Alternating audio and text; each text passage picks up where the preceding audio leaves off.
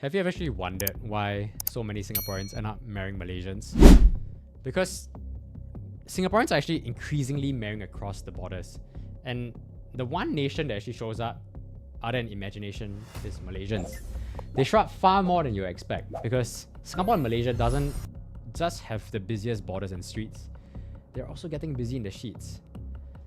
Singapore now has one of the highest cross-border marriage rates in the region. About 1 in 3 Singaporean marriages today involve a foreign-born spouse, which is a big jump from the 1990s. So people like to think it's like your passport bros, right? Your Siambus, your Vietnamese mail-order brides. They think that Singaporean guys are into that. But the reality, right, is that it's also true for the other half. The Oxford study is a real thing.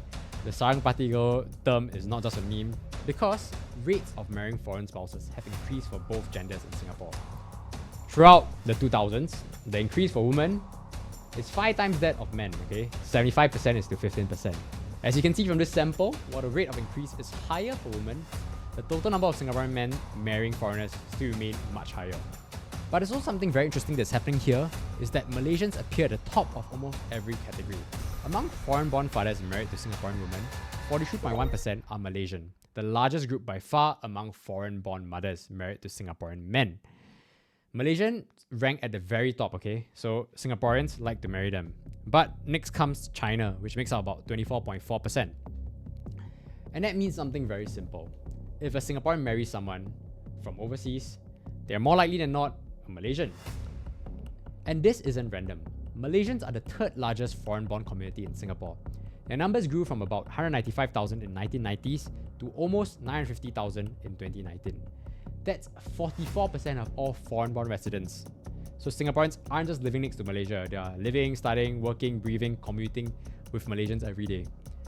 That's also because we have the same language, same food, same sense of humor.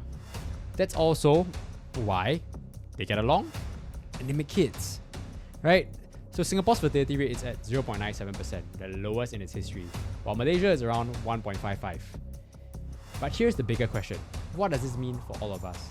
It also means that Malaysia is unintentionally suffering from a brain drain, because a lot of these talents are young Malaysian professionals that are choosing to build their lives in Singapore and not at home. As the Malaysian currency ringgit weakened from 2.2 in the early 2000s to a low of 3.5 just the last year, this has also created a massive incentive for Singaporean men. So I like to think that there's a lot of hidden pragmatism here. Singaporean women might not want to date a Malaysian man if they feel he can't afford to provide, or if the currency is weak. So I don't know what the stat shows, right? But I was always very curious if more Singaporean men will marry Malaysian females more when the currency is weaker. And if the currency recovers, right, will this trend flip back? So long story short, maybe if you can't afford to date in Singapore, there's still hope for you as a passport bro.